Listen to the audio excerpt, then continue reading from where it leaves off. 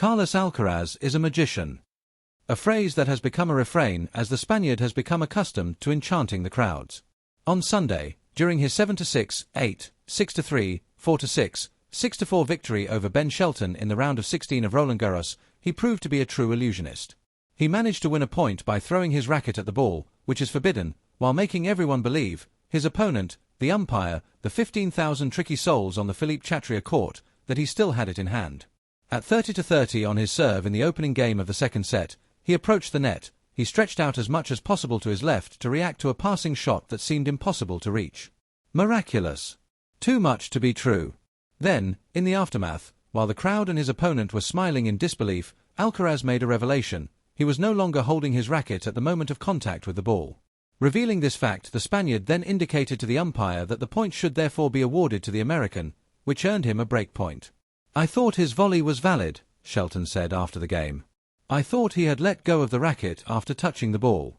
I was surprised that he said, 'No, I let go of my racket before.' He's such a fair play guy. There are never any problems with him. It was a completely crazy move. It's a bit of a shame that it doesn't count." Juan Carlos Ferrero's protégé, too, was asked about this episode. "I couldn't say nothing," he first replied in the English-language part of his press conference. "I would have felt guilty if I hadn't said anything. If I know that my move is illegal, I have to be honest with myself, with Ben, with everyone. I think that sport should be like that. You have to be straight with the opponent, with yourself." Questioned later by Spanish press, he added, "Yes, too bad, it was the hot shot of the day. But I wouldn't have agreed with myself if I hadn't said anything. Sport must reflect values, and fair play is one of them. I didn't think for a second about not saying anything, even if it was at an important moment in the match." In a duel that took place in a very good spirit between two players who like each other, Alcaraz also revealed a beautiful gesture from Shelton.